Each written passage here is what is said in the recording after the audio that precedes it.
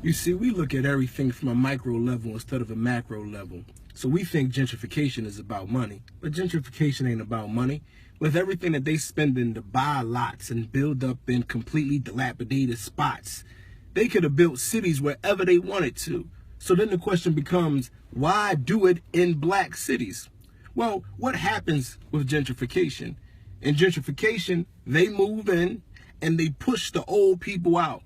So where do the old people go once gentrification happens? What area is designated for the old residents who can no longer afford to live in this area for them to move into now? There is no area for them to move into.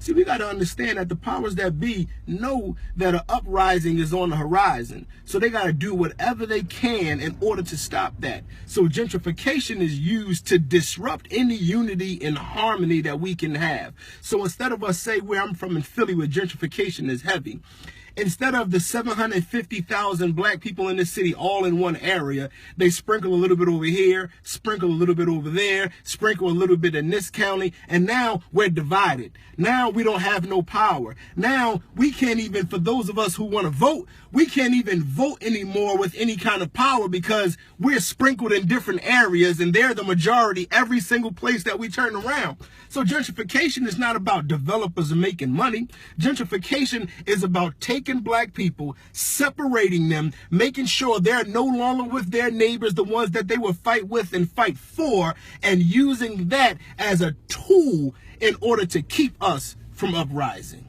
So we have to be strategic about where we move. We can't be afraid of the word segregation because they're using gentrification to segregate us anyway. Now, of course, they're going to have a few tokens that live in the neighborhoods, but the majority of us are going to be forced out. So now we have to designate some areas where we are going to live so we can use that area as a base for us to build places where we own and control and dictate everything that pertains to us. But right now, no matter where we are, we're allowing folks to control where we are, and now we're allowing folks to come in and move us out and push us into other places where we're not going to have control. But if we're already getting pushed out of our neighborhoods, let's designate some places where we'll go and use that segregation as a power source for us to build for black people. And that's how we counter what they're doing with gentrification.